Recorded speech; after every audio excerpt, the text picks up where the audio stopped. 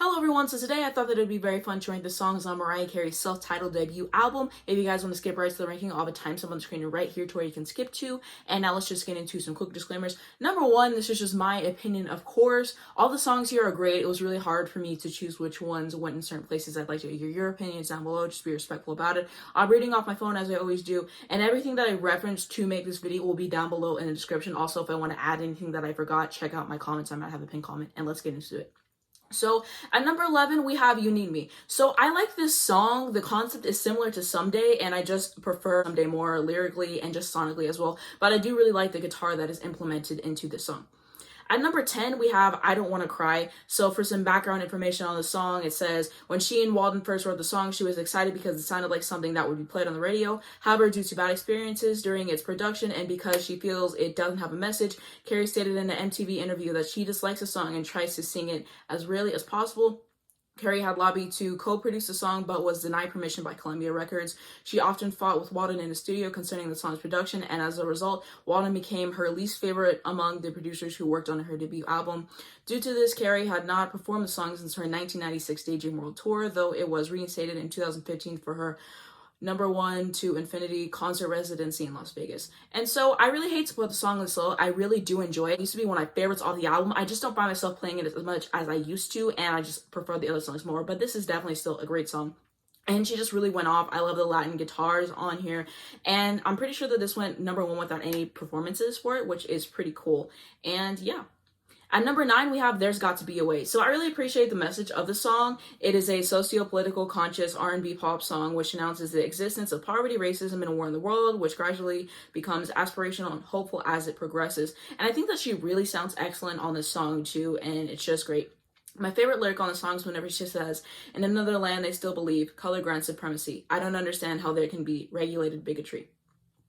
At number 8 is going to be Sent from Up Above. So this song is really giving me breakdancing vibes. It reminds me of the beach and vacation. I just love the ease of this song and just the way that it feels listening to it. The instrumentation on here is very pretty and I really love it.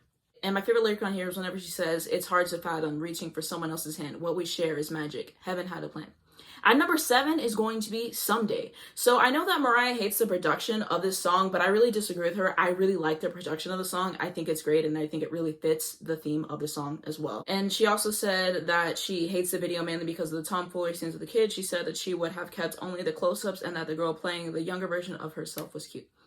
At number 6, we have Vanishing. So I think that this song is so gorgeous, and I think what is amazing about it is just the simplicity of it. It's just her and the piano. It feels really intimate. Her voice really shines through in the song, and I think this is easily one of her best vocal performances on the entire album. And I hate putting it this low because I do love it, and if you disagree with me, that I completely understand because I do love the song. But it just had to go somewhere, and I decided to put it here because I played the other songs more.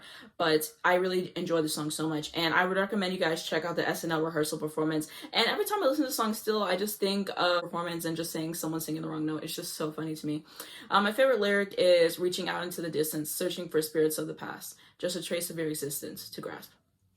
And now we're in top 5. So at number 5, we have All in Your Mind. So I really love the intro and the instrumentation in the song. And it actually reminds me of the show Quantum Leap, which is one of my favorite shows of all time. And it's very 90s. The production on the sound was definitely dated. You can tell it's from the 90s, but I honestly don't mind it. And I like that spunk that it has to it. And I think the whistles at the end are just the cherry on top of an already incredible song. And about the song, she says, I was using my upper register. What happened was at the end of it, I did these vocal flips. When I was doing it, my voice split and went into a harmony. If you hear it, it splits. I was saying, get rid of that. But everyone was saying, no way, we're keeping that. Carry on the high note she hit while experimenting with her voice in the studio. Number 4 is going to be Alone in Love. This song is just fantastic. There's something special about it, and I can't quite put my finger on what exactly that is. And after I play the song, I love to play Do You Think of Me from the rarities next to it. Does anybody else feel like these songs are kind of similar? Like, they just give me a similar vibe, and I love both of them. But yeah, the song is great. At number 3 is going to be Prisoner. This song is giving me boxing, you know, like when you're walking in like a boxing ring and they're getting ready to fight. That's what this song is like reminding me of. And I really love the intensity and the vibe of the song overall. Vocally, she sounds impeccable. And it's just really cool to get to hear her rap, and lyrically the song is fun, and it's just such a good time. At number 2 is going to be Love Takes Time. So the debut album was completed and being mastered when she wrote Love Takes Time, and what actually happened is she was on like this mini tour, and then whenever they were on the company plane, she played the demo of Love Takes Time for Columbia Records president Don Leonard, and everyone important was on the plane: Tommy Mottola, Leonard, and Bobby Colomby. And she was told it was a career maker and that it had to go on the first album. And it said that she protested her album was already being mastered and she wanted this to go on her second album. And because of this, on the first copies of the album that were printed, Love Takes Time was not listed on the cassette or compact disc liner, even though the song was on the cassette or CD itself. And I really love this song. There's something so magical about the song, and it just really blows me away every time I hear it. And to think that this wasn't even supposed to be on the album, I just can't imagine the album without it. I feel like it's a perfect bow, a perfect cherry on top to an incredible start for the career. And this song is just beautiful. I really love it so much. And the bridge, I think, is probably one of my favorites that she's done. And now at the top spot, we have Vision of Love. So this was her first single ever. And additionally, Vision of Love is credited with bringing the use of melisma to the 1990s and inspiring various future talents. Vision of Love, it won the Grammy Award for Best Pop Vocal Performance, which is pretty cool. And she also got Best New Artist that year as well. And for me, I think that this is just one of the best debut singles of all time. I was really struggling between putting this and Love Takes Time for first. I really struggled with that because I love both songs so much.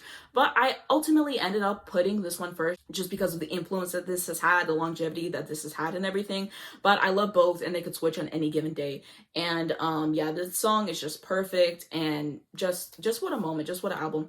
And yeah, this is just my list right now. Of course, it could change, and I'm actually going to put that on the screen right next to me if you guys would like to just look at that real quick.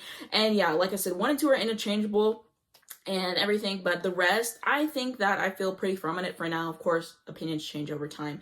And another thing that's really cool with this album is that Vision of Love, Love Takes Time, Someday, and I Don't Want to Cry all reached #1 in the US. And so my overall thoughts on this album, I really think that this is one of the best debut albums of all time and one of the best in her discography for me, easily in my top 3 albums from her. I just think that it's so strong from start to finish, and she just really set the tone for what would come to be an incredible career.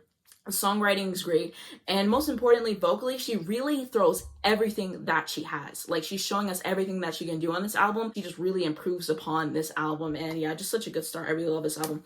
And something else that I wanted to say is that you can tell that there was a lot of work put into it. It has a lot of replay value for me personally. And I was watching the music videos recently, and I was wondering why the production is different on a lot of them. I thought that that was kind of odd. If anyone knows the answer to that, just let me know. I was really curious about that.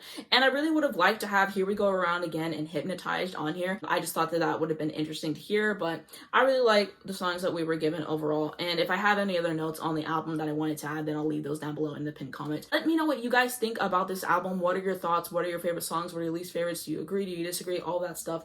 And I actually have done some other videos on Mariah Carey. I ranked all of her albums and I ranked all the songs on Butterfly and Daydream. And I'm going to be ranking the songs on Rainbow next. So if you guys want to stay tuned for that, then subscribe to my channel so you guys can check that out. And that video will be coming out sometime next month. I do these videos once a month. That's going to be it for the video. Thank you guys so much for watching this video. If you did enjoy it, please be sure to give it a like. You guys can also hit the subscribe button right down below. And if you hit the bell next to that, you get a notification to your phone every single time I post a brand new video, so you not miss when it comes out. And down below, I do have a second channel. It's the first thing down in the description if you guys would like to see more of me.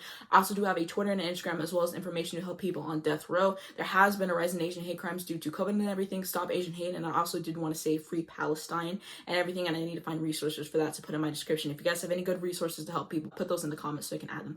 And yeah, thank you guys so much for watching my video, and I'll see you in my next one.